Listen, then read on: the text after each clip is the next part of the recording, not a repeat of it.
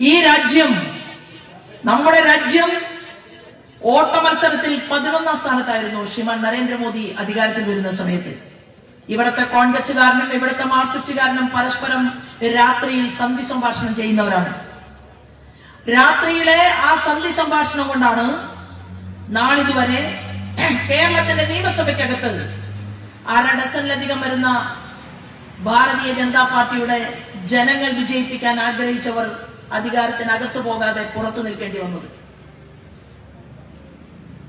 അത് ശ്രീമാൻ കുമ്മനം രാജശേഖരനാണെങ്കിലും ശ്രീ സുരേന്ദ്രനാണെങ്കിലും ഞാനാണെങ്കിലും മാർക്സിസ്റ്റ് പാർട്ടിയുടെ പ്രഗത്ഭന്മാരായിട്ടുള്ള നേതാക്കന്മാർ 3ാം സ്ഥാനത്തേക്ക് പോയി കോൺഗ്രസിനെ വിജയിപ്പിച്ച ചരിത്രം കേരളത്തിലെ 7 നിയോജക മണ്ഡലങ്ങളിൽ നിങ്ങൾക്ക് പരിശോധിച്ചാൽ കാണാൻ സാധിക്കും. എന്തുകൊണ്ടാണ് അത് ചെയ്തത്?